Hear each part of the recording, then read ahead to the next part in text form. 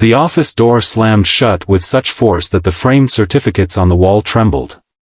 Mark Anderson stood frozen in the hallway, termination papers clutched in his shaking hand, as the words of his now former boss echoed in his mind, "We're downsizing. Your position is redundant."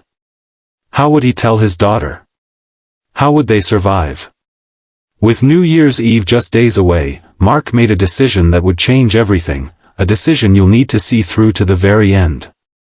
If this story touches your heart, please hit that like button and subscribe to follow more stories that reveal the extraordinary courage in ordinary lives.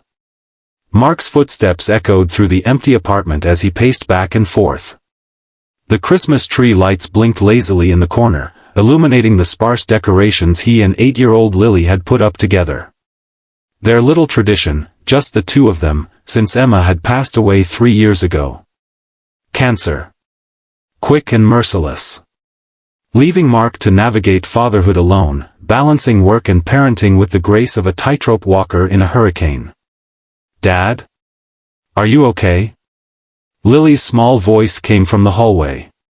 She stood in her unicorn pajamas, clutching the stuffed rabbit Emma had given her on her last birthday. Mark forced a smile. "Just thinking, sweetheart.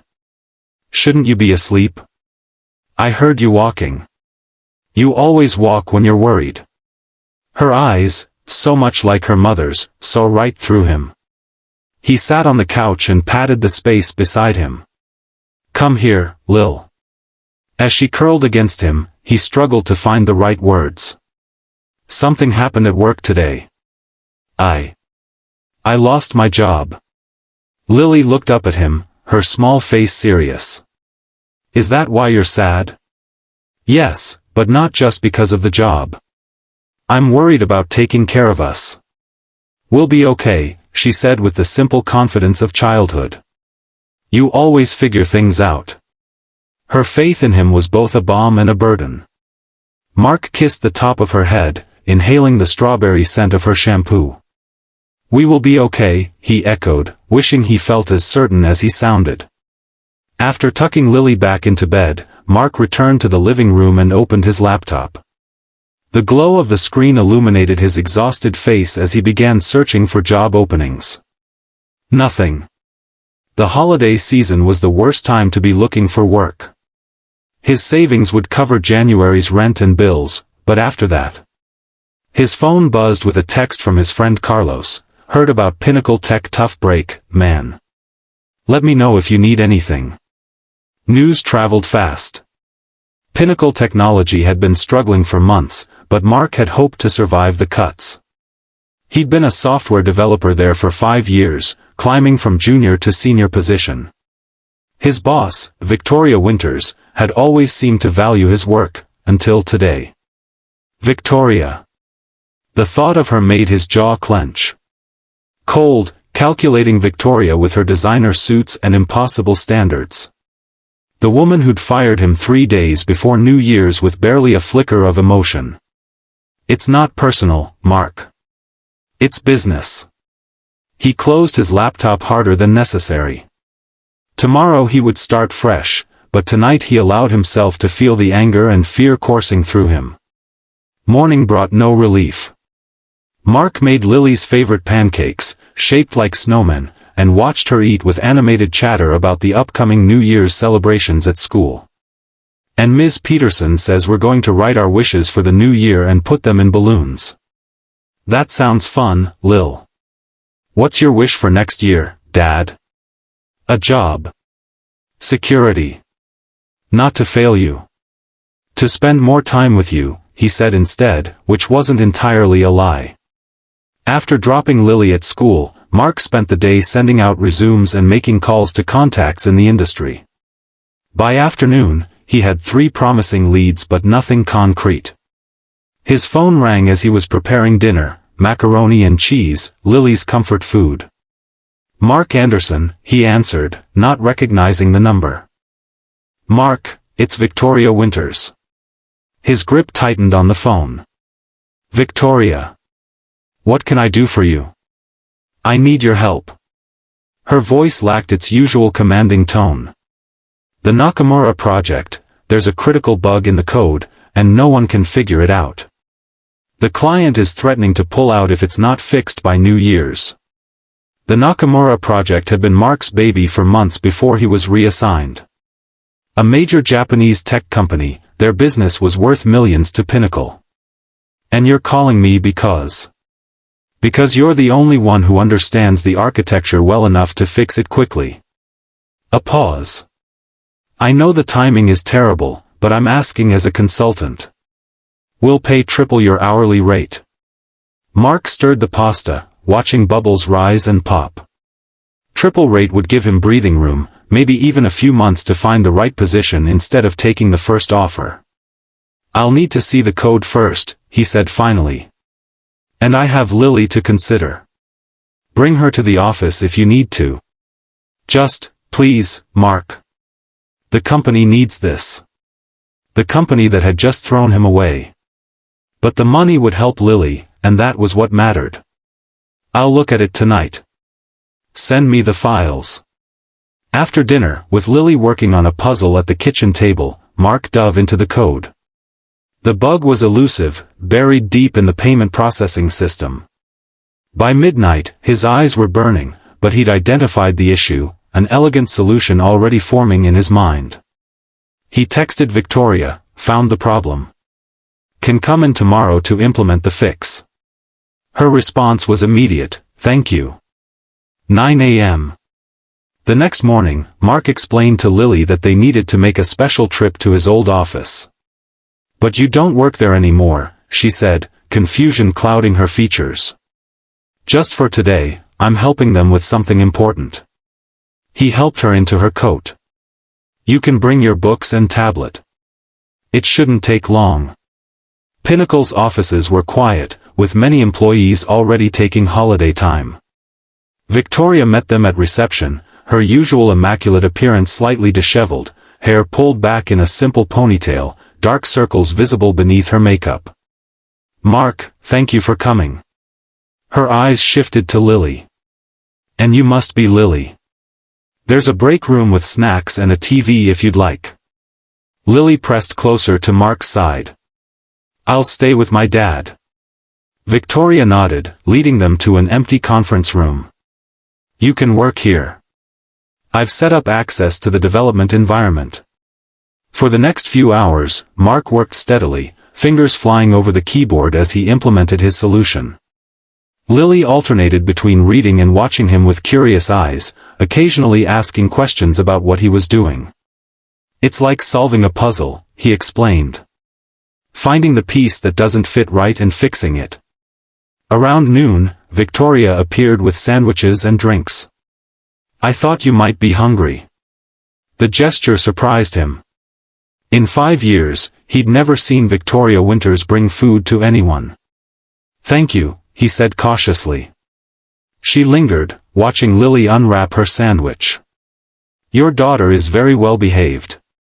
She's my best girl, Mark said, smiling at Lily, who beamed back. Victoria's expression softened momentarily before she cleared her throat. How's the progress? Almost there. Another hour, maybe 2. She nodded and left them to eat. Mark couldn't help but notice the slump in her shoulders, so different from her usual commanding posture. By mid-afternoon, Mark had implemented and tested his solution. The bug was fixed, the payment system functioning smoothly again. He found Victoria in her office, phone pressed to her ear, tension evident in every line of her body. Yes, Mr. Nakamura, I understand your concerns. Yes, we've been working on it. She looked up as Mark entered, hope flashing in her eyes. He nodded, and relief washed over her face. Actually, I'm pleased to inform you that we've resolved the issue. We can demonstrate the fix right now if you'd like. After the call, Victoria slumped back in her chair. You did it. The architecture was solid. It was just a timing issue in the transaction processing. She studied him for a moment. You make it sound simple. No one else could figure it out, even with the entire team working on it. Mark shrugged. I designed it. I know how it thinks. Yes, you do. She hesitated. Mark, about your position. I've already started looking elsewhere, he interrupted, not wanting her pity. The consultant fee will help in the meantime. Victoria stood, smoothing her skirt in a nervous gesture he'd never seen before. The decision to let you go wasn't mine alone. The board identified your department for cuts, and as department head, I had to comply. It's business. I understand. His tone made it clear he didn't, not really. Dad? Lily appeared in the doorway. Are we going home now? Yes, sweetheart. We're all done here. Victoria stepped forward. Lily, thank you for sharing your dad with us today. He's very special, he saved our company from a big problem. Lily nodded solemnly. He fixes everything. Even the scary monsters in my closet. A smile touched Victoria's lips, the first genuine one Mark had ever seen from her. I bet he does. As they prepared to leave, Victoria handed Mark an envelope. Your consultant fee, as promised. That was fast. I expedited it. She hesitated again.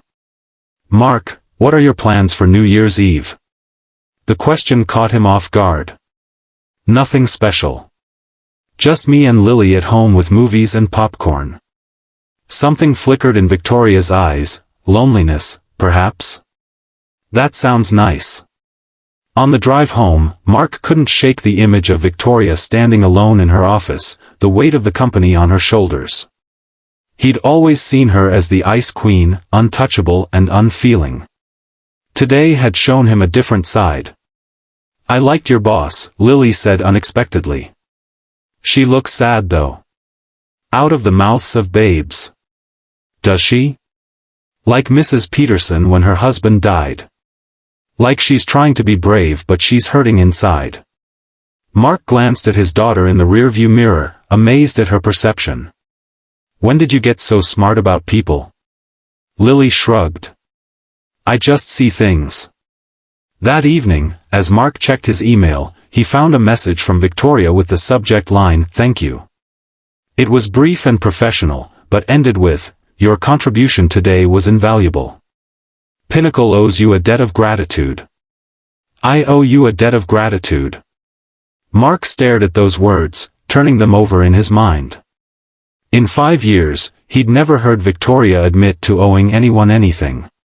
The next day, New Year's Eve, brought unexpected news.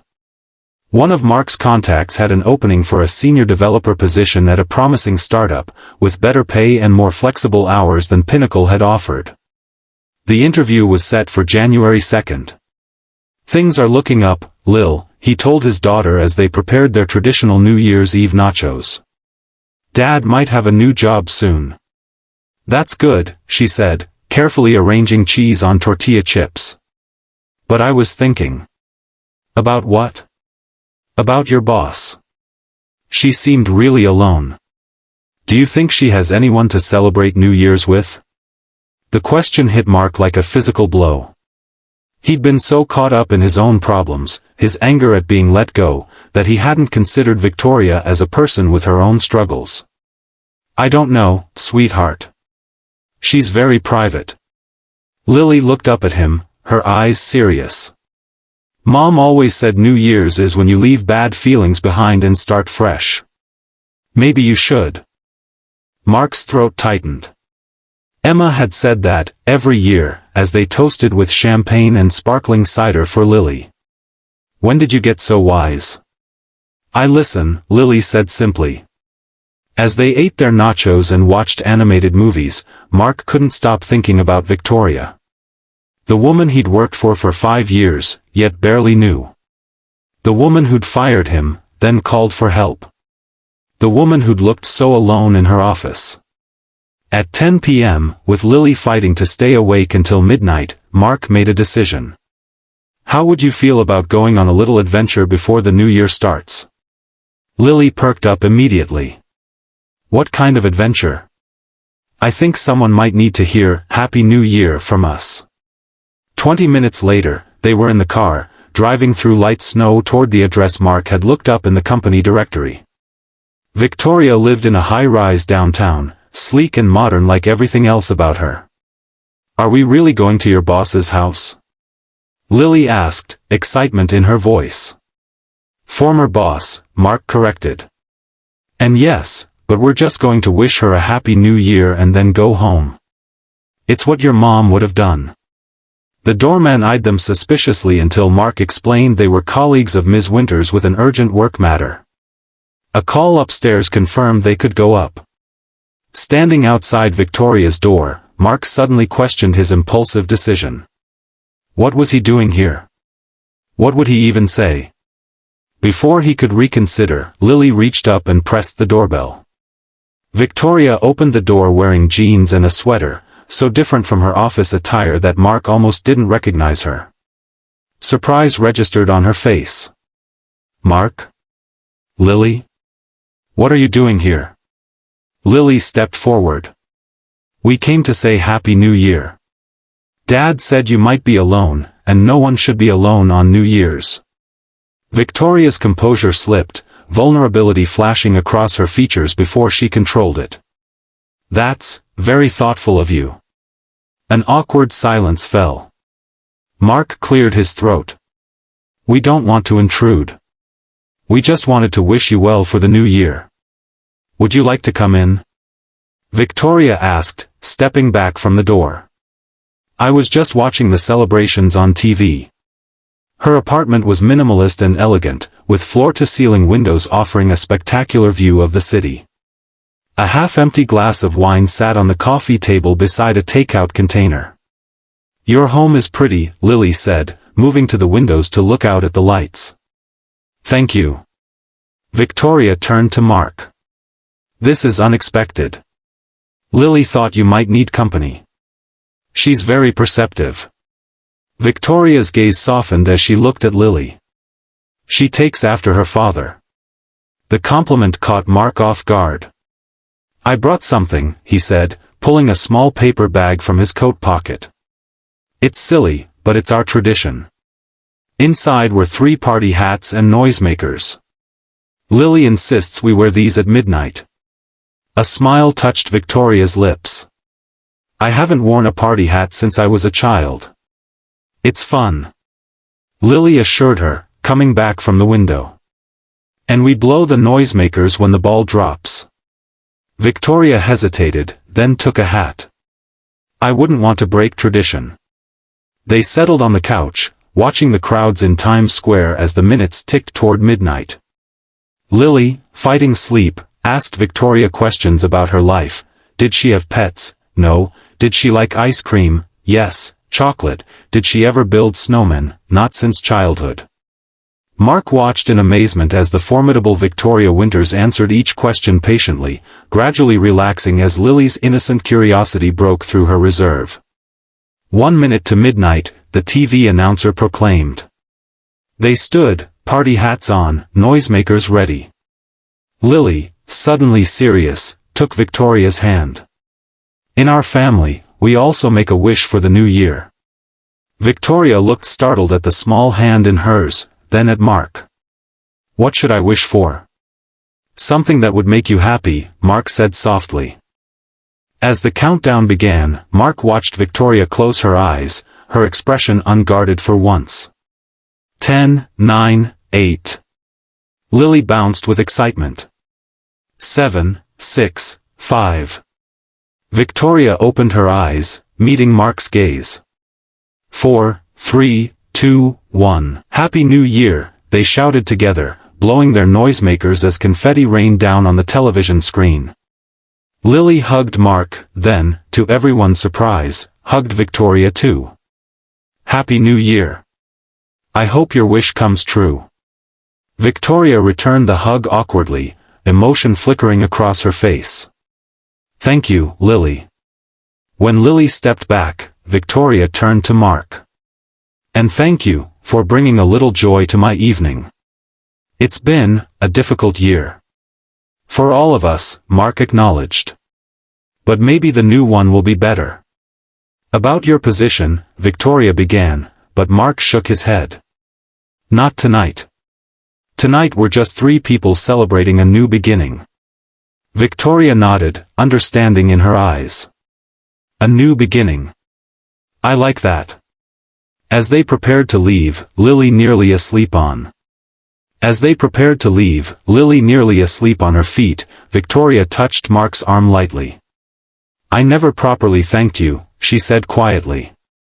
Not just for fixing the code, but for seeing me as a person tonight. Mark nodded, suddenly understanding something fundamental about Victoria Winters. Behind the polished exterior and tough decisions was someone just trying to navigate life's complexities, same as him. Happy New Year, Victoria, he said simply. Happy New Year, Mark. 3 weeks later, Mark started his new job at the startup. The hours were better, the work more engaging, and he could pick Lily up from school most days. Life was finding its rhythm again. Then came the email from Victoria. The board has created a new position, Chief Innovation Officer. Your name came up. Would you consider coming back? On your terms this time. Mark sat back, surprised. He thought of Victoria in her apartment that New Year's Eve, of the vulnerability she'd shown, of the strength it must have taken to reach out again. Sometimes going the extra mile wasn't about distance but about crossing the boundaries we build around ourselves. Mark had crossed his that night, and in doing so, had opened a door neither of them had known existed. He began typing his response, a smile playing on his lips. Whatever happened next, he knew one thing for certain, this new year was already bringing unexpected blessings. If this story touched your heart, please like and subscribe for more tales that remind us how a single act of kindness can change everything. Sometimes the greatest journeys begin with just one step beyond our comfort zone.